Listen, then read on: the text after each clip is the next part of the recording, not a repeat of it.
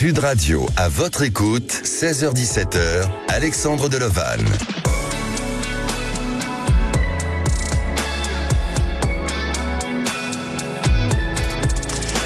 Bonjour à tous, alors bienvenue dans l'émission à votre écoute. Je suis heureux de vous accompagner jusqu'à 17h. Vous souhaitez participer à l'émission, c'est le 0826 300 300. Quand votre corps ne suit plus, c'est qu'il est temps de l'écouter. Êtes-vous à l'écoute des signaux de votre corps? Chaque jour, votre corps exprime ce dont il a besoin, qu'il s'agit de plus de repos, d'une meilleure alimentation, d'un meilleur environnement ou bien d'autres choses. Écouter votre corps deviendra votre meilleur allié. Sans oublier que votre corps a besoin aussi de plaisir, d'amour et d'une bonne estime de soi. Alors, pour mieux apprendre à respecter, à honorer votre corps qui habite votre âme, j'aurai le plaisir d'avoir comme invité du jour Marie-Thérèse Piroli, ostéopathe énergéticienne et auteure du livre Le corps messager de l'âme. Elle nous donnera toutes les explications pour faire une bonne lecture de son corps. Être à l'écoute de son psychisme, c'est être à l'écoute de cette émission. C'est aussi un moment de développement personnel, de bien-être et de guidance intuitive. Vous pouvez partager votre avis sur le groupe À votre écoute sur Facebook. Nous sommes en direct live sur YouTube et aujourd'hui, à la réalisation de l'émission, c'est Maxime, au standard, Aude et Zach. Sud Radio, à votre écoute, Alexandre Delovan. Et avant de donner la parole à Nathalie, je vais me diriger vers le groupe à votre écoute pour reprendre un message d'Edith. Alors Edith nous dit, nous avons des signaux auxquels la plupart des gens ne prêtent pas attention. Notre corps est un ami fidèle, c'est notre véhicule. Et puis il y a celui de Sandrine aussi qui nous dit, notre corps est précieux. J'essaie de porter une attention à ces signaux. Je fais attention à mon alimentation. J'ai découvert qu'avoir une bonne respiration, c'était bon pour le corps. Alors effectivement, la respiration est un excellent baromètre et indicateur de notre état de santé, tant sur le plan psychique que physique. Allez, la parole est à Nathalie. Bonjour Nathalie. Bonjour tout le monde, bonjour Alexandre, bonjour votre invité. Oh, merci. Et bonjour à tout le monde. Elle est là, elle est présente et elle va prendre la parole dans quelques minutes. Notre invitée, Marie-Thérèse Piroli. Vous avez une voix solaire, Nathalie, ça fait du bien. Oh, merci. Oh, oui. Ça nous réchauffe le cœur. Alors, Nathalie. Mon petit accent bordelais. Oui, exactement.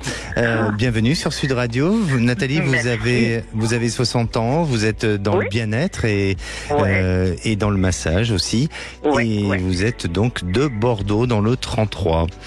Oui, c'est ça. Voilà. Vous avez commencé votre activité en tant que coiffeuse et vous avez vécu une période difficile avec votre corps. Il y a 7 ans, vous avez traversé cette période qui pour vous a été une période compliquée et tout a changé à partir de là. Racontez-nous un petit peu.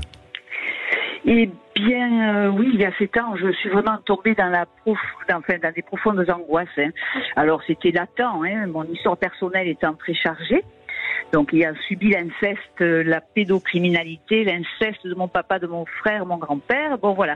Oui. Et j'avais fait beaucoup, malgré tout, de développement personnel, Reiki, tout un tas de choses, parce que j'ai toujours été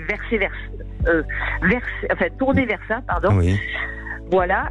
Mais ça ne m'avait pas réglé le fond du problème, quoi. Et plus j'avançais, évidemment, dans l'âge, plus le retour à la ménopause a été douloureux, quoi. Donc je tombais dans des profondes angoisses avec des voix qui me parlaient, Mais pardonnez-moi, qu'est-ce que manifestait votre corps à ce moment-là? Alors mon corps manifestait, je pouvais me bloquer au niveau du bas du dos, le lumbago. Quand mes peurs étaient trop fortes, le lumbago, la circulation du sang, les jambes très lourdes, des problèmes de peau, d'herpès. D'accord. Développer un lichen au niveau du génital. Bon voilà, un tas de phénomènes. Alors j'ai toujours été à l'écoute de ça. Bien sûr. Mais j'avais peur d'aller au fond des choses. Et vous avez Mon histoire était tellement douloureuse. Bien sûr. J'ai réussi. Un jour, la vie, vous savez, quand on dit que quand l'élève est pris, le maître se présente. Bien sûr. Bon, voilà. Mais donc, vous avez réussi à en parler à partir de quel âge et au bout de combien de temps? Oh, j'en ai parlé très très peu. J'ai commencé à en parler quand mon grand-père est décédé un an après. J'ai posé la question à ma maman de savoir si j'avais pas fait des misères. Oui. Et ma mère a pris conscience que mon grand-père, par son papa, effectivement, par le regard, s'il avait aussi violé, quoi, quelque part. Oui. Voilà. J'avais pas parlé ni de mon papa ni de mon frère aîné. J'en ai parlé des années après. J'avais tellement peur du rejet, de pas être aimé, que évidemment, et on cache tout, quoi. Bien sûr. Alors, je vais vous poser une question, malgré tout. Est-ce que vous avez réussi, Nathalie, à vous reconstruire sentimentalement, parce que votre corps a été quand même meurtri, a été fragilisé. Oui, alors grâce justement donc lors d'une séance coiffure avec une de mes clientes qui était médium, ce jour-là j'allais pas bien du tout et elle m'a conseillé d'aller voir une thérapeute qu'elle avait vue elle pour une thérapie avec son papa. Bon, très bien. Elle m'a dit je t'assure Nat et tout. Je dis mais j'en ai marre de dépenser du pognon, c'est encore de l'argent, putain. J'ai dit elle m'a dit Nathalie, je t'assure, regarde ce que fait cette personne et puis essaie, qu'est-ce que tu risques. Bon, voilà. Et puis, chemin faisant, elle est partie, je me suis dit, de suite, je me suis mis à l'ordi, j'ai regardé ce que faisait cette nana. Et j'ai dit, bon, allez, je tente le tout pour le tout, quoi. Parce que j'en avais marre d'en avoir marre, c'était plus possible, quoi. Et vous avez tenté quoi, dans ces cas-là? J'ai tenté une nana qui fait de la kinésiologie, de l'EMDR, médecine tibétaine. D'accord. Voilà. Et là, effectivement, on est allé se replonger sur des événements que j'avais pas du tout digérés, quoi. La petite fille rejetée, pas aimée, maltraitée. Moi, j'ai vraiment été très maltraitée psychologiquement. Bon, une maman qui a fait ce qu'elle a pu. Attention, aujourd'hui, ma maman, je suis réconciliée avec elle et c'est que de l'amour entre nous. J'ai compris qu'elle savait pas faire autrement, quoi. Hein. Et puis, elle s'est excusée à plate couture. Bon, ça déjà, ça a pensé une grosse blessure. Oui. Et puis, chemin faisant, les séances, on est revenu à cette petite fille qui souffrait. Et là, j'ai vraiment pris conscience que je me détestais, en fait. Donc, j'ai pu reprendre un peu d'activité physique parce que j'ai toujours été une grande sportive. Et dans le sport, ça m'a ramené à cette petite fille. Le sport m'a sauvée enfant, en fait.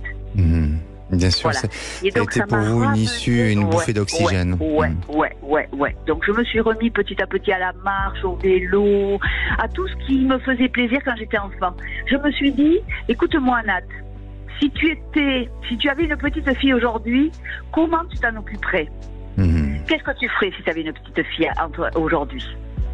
Et donc j'ai appris à être la maman de cette petite fille. Vous avez fait donc j'ai appris à me faire des compliments, j'ai appris à me féliciter, à me réconforter. Et ça a été. Bien sûr. Voilà. Vous avez fait parler un peu votre enfant intérieur. Ouais, et aujourd'hui, aujourd'hui, vous avez une activité qui est dans le bien-être. Et est-ce que ce choix a été influencé justement par rapport à votre parcours et à, malheureusement ces mauvaises expériences-là? Alors écoutez, je me suis retrouvée dans la coiffure parce que j'ai pas eu le choix. J'ai voulu quitter l'école, je voulais être professeur de sport. Ma mère n'a pas voulu que je fasse sport-études parce qu'elle voulait pas que j'aille à Bordeaux. Elle m'avait dit qu'il y avait que les putes qui allaient à Bordeaux. À l'époque, on habitait la campagne. Au moins c'est dit. Au moins c'est dit, voilà. Merci maman, voilà. Juste avant, j'avais plus danseuse étoile, j'avais du potentiel en danse classique. La prof voulait m'amener à Bordeaux en cours. Bon, elle n'a pas voulu non plus. Bon, bref. Bon, voilà. Donc, du coup, je me suis retrouvée dans la coiffure. Mais il y avait le toucher. Et en fait, j'ai toujours été passionnée par le toucher. J'aime toucher les gens. Exactement. Et aujourd'hui, vous êtes épanouie. Vous êtes épanouie. Oui, complètement. Bon, très bien. Complètement. C'est complètement ma voix. Nathalie, merci pour votre témoignage très touchant et vraiment avec votre franc-parler, on vous adore comme ça. D'accord. Merci à vous. Prenez soin de vous et puis n'hésitez pas à nous donner de vos nouvelles et à communiquer encore. Puis je vous écoute, j'adore Sud Radio. De toute façon, c'est ma radio de prédilection. Merci. Passez une bonne fin de journée. Oui, prenez soin de vous. Allez, si vous aussi vous souhaitez témoigner, vous avez des questionnements sur votre devenir, on vous attend au standard au 0826 300 300.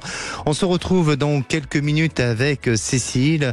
Cécile parle à son corps, elle parle à ses cellules. En tant que kinésiologue, elle nous racontera son expérience. On en parle dans quelques instants. Restez à l'écoute de Sud Radio. Sud Radio, à votre écoute, 16h-17h, Alexandre Delevanne.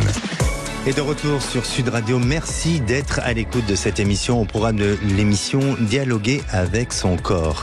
Alors vous souhaitez témoigner sur le sujet et poser des questions concernant votre devenir. Je suis à votre écoute au 0826 300 300 ou bien sur le groupe à votre écoute sur Facebook. Allez, passons à la minute du saviez-vous. Le saviez-vous? Un sondage Ipsos sur le bien-être nous révèle que les Français affichent un niveau de bien-être médiocre, 6 sur 10.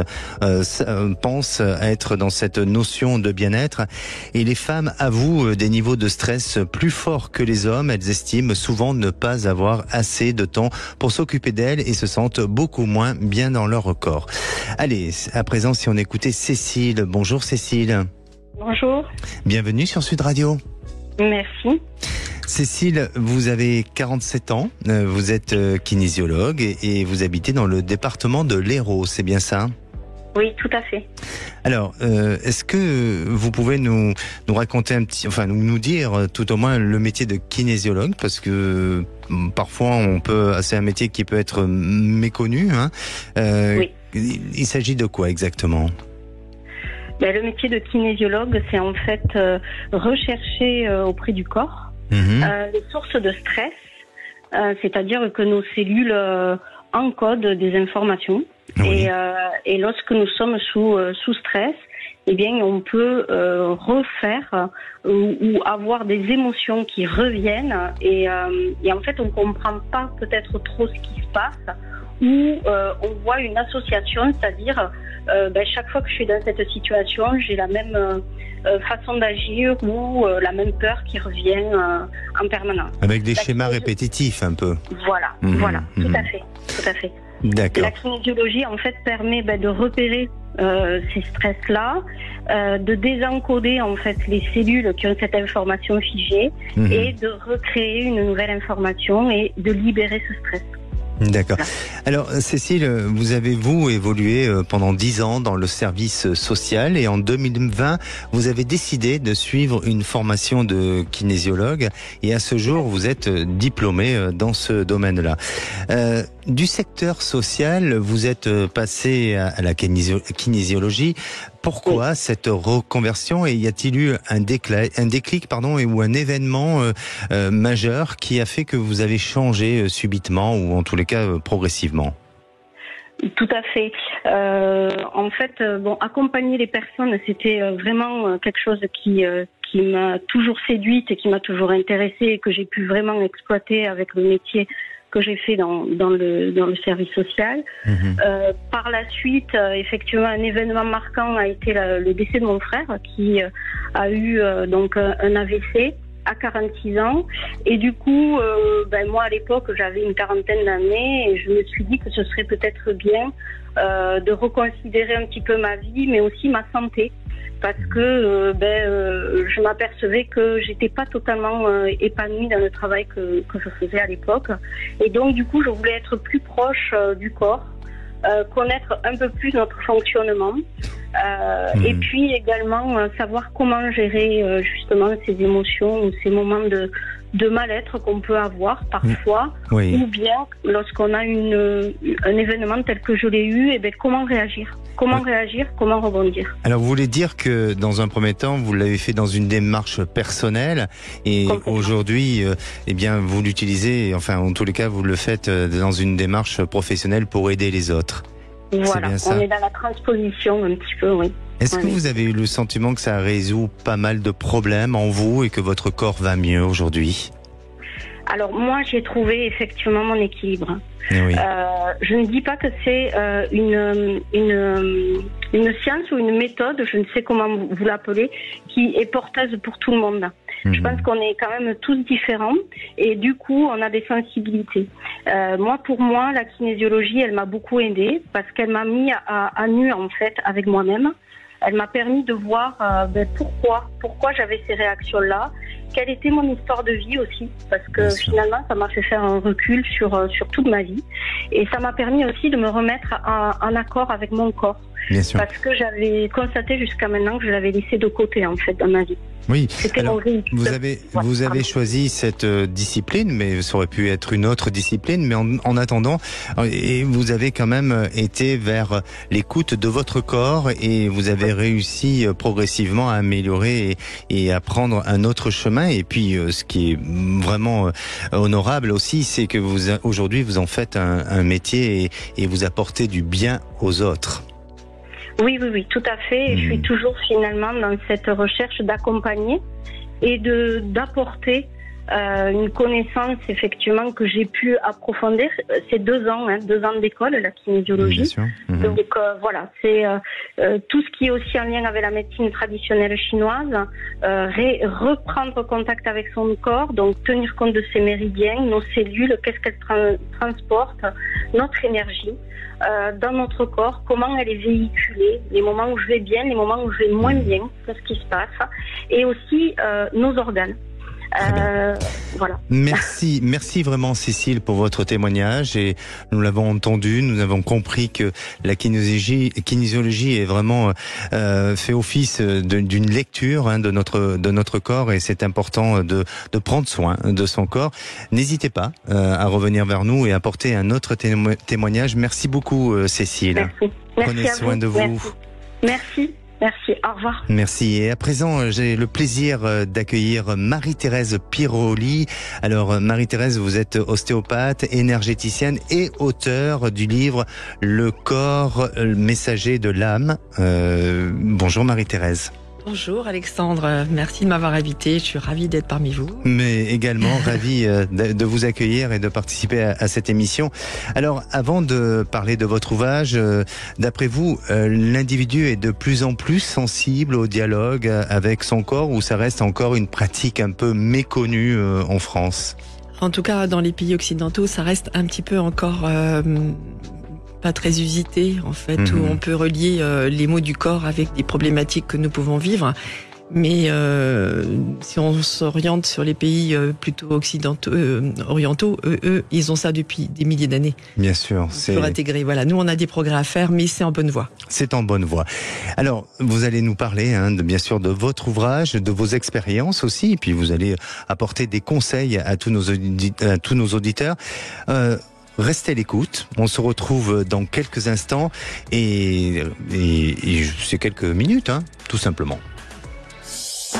Sud Radio, à votre écoute, Alexandre Delevanne. Sud Radio, à votre écoute, 16h-17h, Alexandre Delevanne. Et de retour sur Sud Radio, il est pratiquement 16h30. Vous pouvez aussi nous suivre en direct live sur YouTube. Alors soyez nombreux à réagir et à poster vos commentaires sur le groupe de Facebook à votre écoute. Un seul numéro pour passer à l'antenne, c'est le 0826 300 300.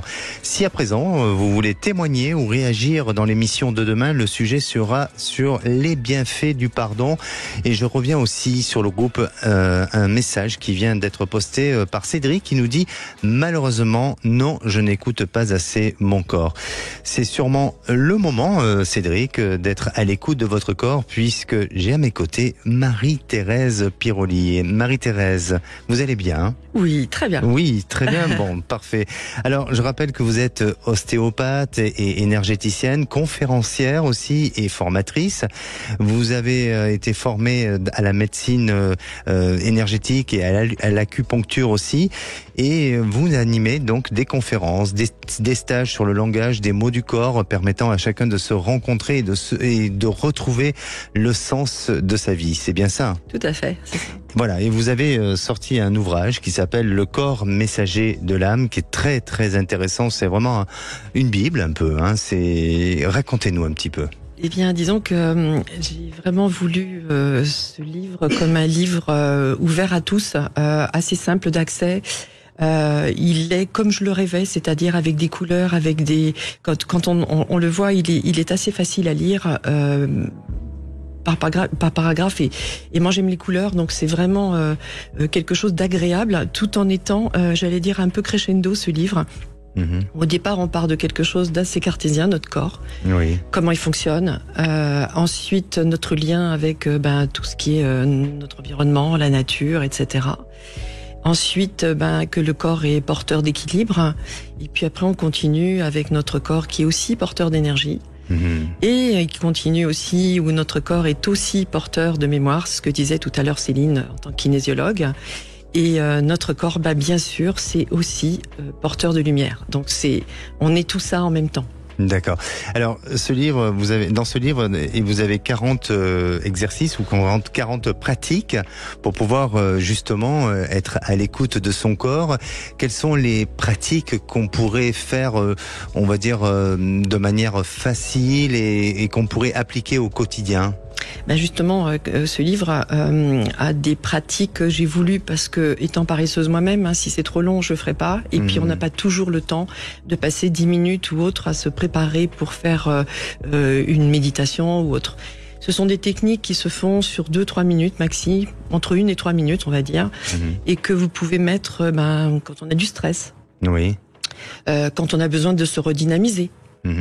Quand on a un petit peu de fatigue après les repas, vous savez, où on a un petit peu envie de dormir, donc d'une lourdeur postprandiale, et là donc il y a un petit exercice pour se redynamiser après le repas. Voilà, donc il y a beaucoup de choses aussi quand même pour s'apaiser. Autre chose aussi, un petit truc pour quand on fait de la rando aussi, pour se booster et remettre le corps, j'allais dire en fonctionnement, pour nous aider à continuer à avancer quand ça commence à être un petit peu difficile. Bien sûr. Est-ce que vous pensez que notre corps aussi possède toutes nos mémoires ancestrales, toutes ces mémoires cellulaires, mais qui remontent de générations anciennes, et peut-être pour ceux qui croient en à la réincarnation ou autre, est-ce que vous pensez que notre corps peut posséder toutes ces mémoires-là ? Eh bien, en ce qui me concerne, oui, parce que après tout dépend des croyances de chacun, mais en ce qui me concerne, notre corps est à la croisée de trois choses. On va dire à la croisée de tout ce qu'on vit dans notre vie actuelle. Donc, il va garder en mémoire malheureusement surtout ce qui bloque. Et donc, ça va être des traumatismes physiques, bien sûr, mais aussi tous nos traumatismes psychiques. D'accord. Donc ça, c'est un point. Il va être aussi à la croisée de tout ce qu'on peut vivre et porter notre hérédité.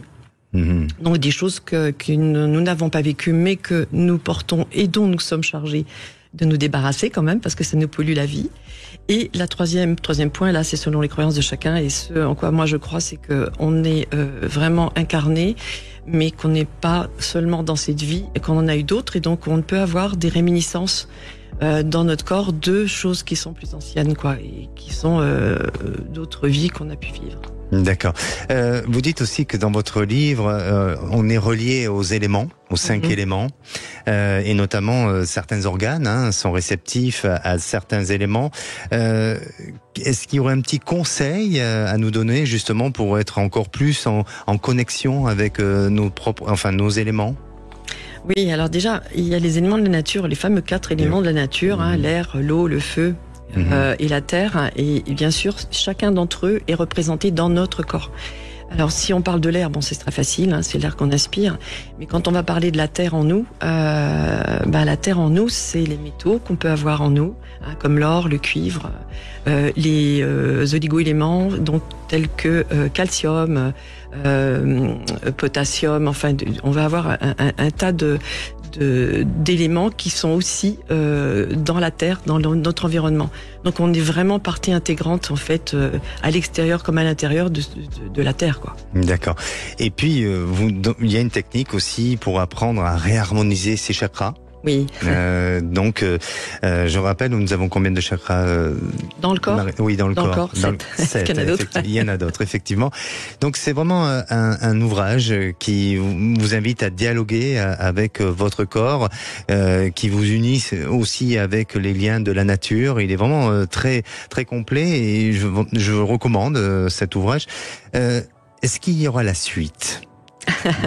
Oui, cet ouvrage. Oui, parce qu'il faut dire que quand j'ai écrit ce livre, on m'avait demandé combien de pages j'allais écrire, donc comme je n'en savais rien, donc ils ont tablé sur 120 pages, je crois que le livre en a 160, et en fait on m'en a éliminé 30 encore, parce que j'en avais écrit plus que ça, donc effectivement je pense que il va y avoir une suite, et peut-être Voilà, j'y pense et oui, je pense que dans les 2 ans maximum, je pense que il y a un autre livre qui va sortir sur quelque chose qui est encore en rapport avec notre émotionnel et comment le corps vit cet émotionnel. Oui, parce que très sincèrement, j'ai lu ce bouquin. Il s'adapte à un langage pour tous. Et on a envie d'en connaître encore plus, vraiment. Je rappelle, Le corps messager de l'âme, des éditions Le Lotus et l'Éléphant. Est-ce que vous voulez bien rester avec nous ? Avec plaisir. On va accueillir notre prochaine auditrice, Nadia. Bonjour Nadia. Oui, bonsoir Alexandre, merci de me recevoir. Bienvenue sur Sud Radio. Merci. Alors, Nadia, nous avons avec nous une spécialiste, Marie-Thérèse Piroli, ostéopathe et énergéticienne. Vous avez 60 ans, vous êtes de Castres et vous venez de vendre votre entreprise. C'est dans quel secteur ? C'était le secteur du transport. Du transport. Un métier difficile et qui sollicite beaucoup le corps, l'esprit, l'attention et qui est difficile en fait. D'accord. Alors, vous dites avoir eu souvent une bonne relation avec votre corps. Qu'est-ce qui vous fait dire que vous avez eu cette bonne relation avec votre corps ? En fait, je fais du sport depuis l'adolescence, même peut-être sur l'enfance plus petite. Et tout au long de ma vie, j'ai fait du sport. J'ai adapté selon la situation. À 20 ans, je voulais du muscle, donc on était plus sur de la musculation, quelque chose qui était fort. Après avoir eu ma fille, je souhaitais avoir quelque chose de plus doux, mais tout aussi efficace, mais moins en brusquerie. J'ai évolué tout au long de ma vie avec le sport. Ça m'apporte beaucoup. Ce matin encore, j'étais sur un cours de stretching. J'ai un problème avec une hanche, elle a un petit peu d'arthrose, mais il faut pas s'arrêter à ça. Le stretching, justement, me permet de continuer à garder ma souplesse, à étirer et à enlever de la douleur. Alors, pardonnez-moi, Nadia, quand vous dites que vous faites du sport qui s'adapte à votre corps, mais est-ce que c'est une réponse ou en tous les cas une demande de votre corps, ou c'est vous qui tout simplement pense, et pour un plaisir aussi personnel, que ce sport-là s'adaptera bien avec votre corps, ou c'est vraiment votre corps qui lui parle et a envie de ce sport? Je pense que c'est les deux. C'est une évolution. À un moment donné, mon esprit n'avait plus envie d'une certaine chose parce que mon corps me demandait autre chose. Donc j'ai cherché une autre discipline qui était plus en correspondance avec ce que je pensais, et je savais que de toute façon après ça ferait du bien à mon corps. Alors, je ne veux pas être dans la brusquerie, j'écoute mon corps. Dès que la douleur elle est là, je freine. Par contre, faire une différence entre un muscle qui travaille et vraiment une douleur du squelette.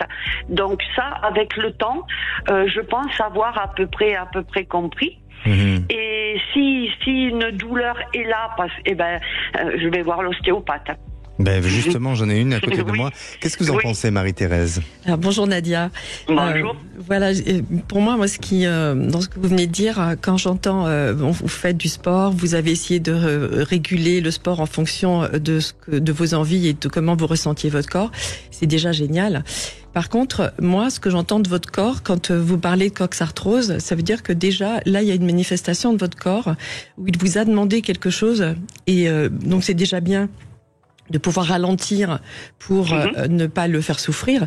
Mais une coxarthrose, c'est un langage du corps, donc il est en train de vous dire quelque chose. Ensuite, en fonction de la localisation, qu'est-ce que ça veut dire après pour vous ? Une coxarthrose, c'est donc une arthrose de la hanche. La hanche permet d'avancer. Donc après, moi, je vais aller un petit peu plus loin parce que est-ce que dans votre vie, vous avancez ?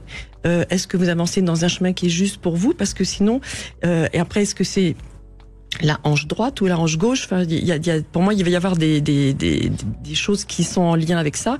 Mais posez-vous la question. Quelque part, une coxarthrose empêche d'avancer. Donc, dans votre vie à vous, moi, je vais aller plus loin. Ou quelque chose vous empêche-t-il d'avancer dans ce que vous êtes profondément? C'est pas juste le corps et les muscles. Vous voyez ce que je veux dire? C'est dans votre personnalité, votre profondeur d'être, où là le corps vient de vous lancer un message. à travers des mots, dont MAUX. Et donc là, il y a peut-être quelque chose pour moi que j'irais gratter pour me dire, pourquoi mon corps me donne cette alerte. Exactement, oui. D'accord. Bon, le fait d'avoir de l'arthrose, moi, j'étais pas allée aussi loin dans mon raisonnement. C'est juste le squelette pour moi qui vieillit, je l'accepte. Mais je comprends ce que vous me dites, parce que j'ai 60 ans, j'ai eu une vie bien remplie, avec plein d'activités, j'ai aucun regret. Mais au fond de moi, si je vais chercher très profond, moi, je suis dans les montagnes avec mes biquettes, je fais du fromage et je joue de la guitare. Et en fait, ma vie n'a jamais correspondu à ça, parce que il fallait avancer, il fallait travailler, voilà. Oui. Donc, ça rejoint peut-être ce que vous dites. Exactement. Merci Nadia. Merci Nadia. Avec plaisir. Vraiment avec merci. Plaisir. N'hésitez pas si vous souhaitez porter un nouveau témoignage à l'antenne de Sud Radio. Merci à vous. D'accord. Au revoir. Merci. Merci. Sud Radio, à votre écoute, Alexandre Delevanne. Et la parole est à Diane. Bonjour Diane. Bonjour Alexandre, bonjour Marie-Thérèse. Bonjour Diane. Bienvenue sur Sud Radio. Alors Diane, vous avez 44 ans, vous tenez une agence immobilière et vous êtes située à Avignon. C'est ça, C'est ça, exactement. D'accord. Exactement. Vous dites que vous êtes actuellement en phase de réconciliation avec votre corps. Alors souvent dans les émissions, on parle de réconciliation avec notre être aimé, mais là on parle du corps. Et vous, alors, qu'est-ce que vous avez fait subir quand vous parlez de réconciliation? Qu'est-ce que vous avez fait subir à votre corps? C'est une maltraitance? Qu'est-ce qui s'est passé? Alors, le pauvre. En fait, si vous voulez, j'ai utilisé un peu mon corps comme un bouclier, c'est-à-dire qu'au fur et à mesure des années, pendant un moment, j'ai été avec une personne qui était pervers narcissique, et je me suis remplie et j'ai fait une bonne carapace. Et après avoir eu le courage de pouvoir sortir et de partir de cette situation, quelques années après, je me suis rendu compte que ma carapace n'était plus trop utile et que je ne savais pas comment l'enlever. J'ai pris la décision de faire une sleeve. Donc j'ai perdu 33 kilos. Donc j'y suis allée de façon un peu radicale, parce que on coupe quand même un organe. Plus jamais on mange de la même façon. Enfin voilà. Et parce qu'il fallait vraiment que je fasse quelque chose pour mon obésité. Voilà. Et après ça, j'ai donc dû apprendre à aimer mon corps. J'ai dû faire des exercices. C'est quand même fou de se dire aujourd'hui qu'on est obligé de faire des exercices pour apprendre à aimer son corps. En me disant, mais en fait, il n'est pas indépendant de mon âme. Je suis bien obligée de partir avec pour cette vie-là. Donc je fais avec. Il a fallu que je fasse des exercices. Entre autres, je fais aussi de la danse cabaret. Donc, donc ça m'a énormément aidé à apprécier mon corps. Aujourd'hui, même si j'ai encore des petites rondeurs qui me plaisent parce que voilà, ça fonctionne avec l'image que j'ai. Et aujourd'hui, pour apprendre à aimer mon corps, il a fallu vraiment me faire un peu violence. Bien sûr. Alors, c'est vrai que la danse est une très bonne technique pour redécouvrir son corps dans le mouvement. Vous vous sentez mieux aujourd'hui? Ah oui. Aujourd'hui, je me sens mieux. Et j'écoutais à l'instant donc Nadia qui parlait, surtout Marie-Thérèse qui parlait de la hanche. Et moi, j'ai le problème au genou. Je m'étais fait la réflexion en me disant, mon genou gauche, il est souvent inflammatoire, un peu arthrosique, mais sans plus. Et je me suis dit, ok, donc le genou gauche. Je dis donc, ma fille, comment tu fais pour avancer dans la vie? Peut-être une petite réponse de la part de Marie-Thérèse pour ce genou gauche. Oui, juste une petite précision pour moi. En fait, les genoux, c'est de la communication, donc avec l'autre. Et donc, ce que vous disiez, et puis je vous félicite d'être sortie d'une situation avec un pervers narcissique parce que ça vous demande vraiment beaucoup de courage. Et en fait, c'est la communication avec le masculin, donc vous étiez en plein dedans. Donc l'arthrose au genou, c'est la réminiscence de tout ce que vous avez dû vivre, certainement avec votre compagnon et tout ce que vous avez dû subir avec un pervers narcissique. Ça me tente tellement ce que je suis en train. J'ai fait cet été de la communication quantique avec ma psy et on parlait justement de la communication tout court. Et on parlait effectivement de ma communication aussi avec la partie masculine. Et ça me parle énormément. Je pensais que c'était aller de l'avant, vous voyez, le genou. Mais en fait, non, c'est la communication et ça me parle énormément, ce que vous me dites. C'est aussi aller de l'avant, puisque ça fait partie des membres inférieurs et qui sont faits pour aller de l'avant. Mais quand il y a une problématique genou, c'est, vous savez, le je et le nous. Donc voilà, et le genou gauche est particulièrement en lien avec la relation au masculin. Bien, mais écoutez, en tous les cas, moi, ce que je ressens aussi pour vous, Diane, c'est que vous êtes sensible à ce langage du corps et vous êtes en train d'avancer vers du mieux et faire en sorte de rééquilibrer votre vie. Restez vraiment sur cet élan, sur, je dirais, ces ressources-là et sur cette envie d'améliorer votre quotidien. Merci. Merci pour vous, pour votre témoignage. Et puis, n'hésitez pas à revenir vers nous. Merci beaucoup. Merci. Marie-Thérèse, merci aussi de votre intervention. Et puis je rappelle le livre Le corps messager de l'âme des éditions Lotus et l'éléphant. On vous retrouve peut-être prochainement sur d'autres ondes ou peut-être même ici à l'antenne de Sud Radio. Ça sera avec plaisir. Merci. On se retrouve dans quelques minutes avec Marianne. Ne bougez pas, on en parle dans un instant et c'est sur Sud Radio. Sud Radio, à votre écoute, 16h-17h, Alexandre Delevanne. Et de retour sur Sud Radio pour cette dernière partie avant de retrouver Les Vraies Voix présentées par Philippe, David et Cécile de Minibus. Alors il vous reste encore quelques minutes pour passer à l'antenne de Sud Radio. Avant de retrouver Marianne, je vais vous donner les 5 clés pour être à l'écoute de votre corps. Alors dans un premier temps, agissez sur la réduction du stress et de l'anxiété. Deuxième chose, améliorez ou entretenez vos performances physiques. La troisième, cultivez votre bien-être émotionnel. Les émotions négatives peuvent se manifester physiquement par des douleurs, de la fatigue ou des problèmes du sommeil. La quatrième chose, une alimentation équilibrée et une hydratation adéquate. Et la cinquième, apprendre à reconnaître les signaux du corps. Notez toute douleur ou inconfort, même s'ils sont légers. Cela peut être le signe de problèmes de santé sous-jacents ou simplement une indication que vous devez vous reposer et connectez-vous à votre respiration. Et puis Marie-Thérèse Piroli nous a donné aussi beaucoup d'autres conseils concernant la lecture du corps. Et la parole est à Marianne. Bonjour Marianne. Bonjour. Bienvenue. Bienvenue sur Sud Radio. Merci. Marianne, vous avez 58 ans, vous êtes juriste et vous habitez le Tarn, c'est bien ça? C'est ça, oui. Vous avez dit avoir eu une histoire familiale compliquée. Racontez-nous un petit peu votre histoire et quelle est l'influence négative que votre corps a pu avoir et recevoir? Alors, c'est pas très compliqué à expliquer. J'étais l'aînée des enfants et dans une fille d'agriculteur, ils attendaient un garçon. Donc la fille qui n'était pas très souhaitée est arrivée et donc du coup, j'ai pas été finalement très intégrée dans la famille. Oui. Ça a toujours été comme ça? Vous l'avez ressenti? Oui, est-ce que ça s'est fait ressentir par des propos, par des attitudes, ou est-ce que ça a été juste un non-dit? Non, des attitudes, des comparaisons, et toujours des comparaisons négatives. On ne m'a jamais écouté, on n'a jamais pris en compte pas ma parole ou mes idées. Donc en fait, je n'existais pas. Et en plus, en parallèle, j'étais décalée. C'est-à-dire que j'avais pas la même façon de penser, d'agir et donc du coup j'étais un petit peu... Et votre corps a commencé à faire ressentir des douleurs ou des souffrances à partir de quel âge? Oh non, c'est plus que ça. C'est-à-dire que j'ai pas eu de douleur, je l'ai abîmé. Je l'ai détruit. Et donc ça a commencé à l'âge de 9 ans. J'étais pas du tout bien et j'ai foncé sur un mur, je me suis cassé le nez. Et donc, j'étais une jolie petite fille en plus. Et donc, du coup, j'ai eu la tribu dans le nez cassé et qui a encore plus dévalorisé mon visage. D'accord. Mais vous en avez conscience de ça? De cette autodestruction ou en tous les cas de cette maltraitance, auto-maltraitance que vous faisiez sur vous? Est-ce que vous en aviez conscience de ça?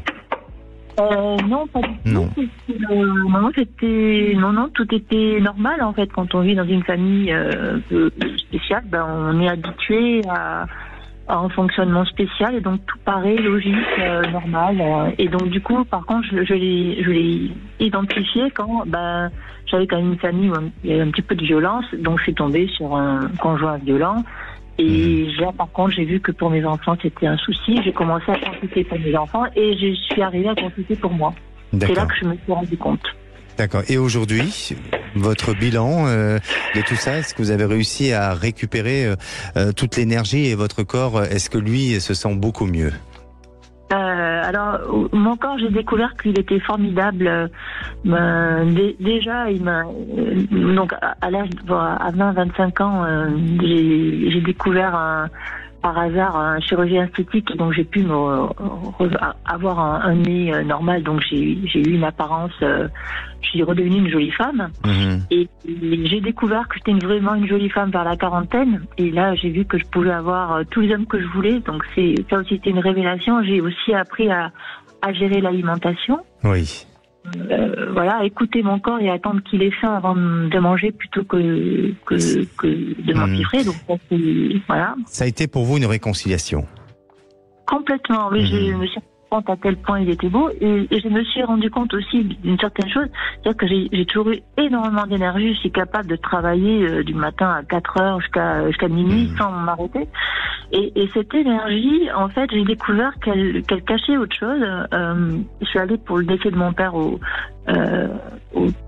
Pays Basque il y a 2 mois, et donc il y a un ami de mon père qui est venu me voir. Il m'a dit: Janine, Marianne, il faut que je te dise quelque chose.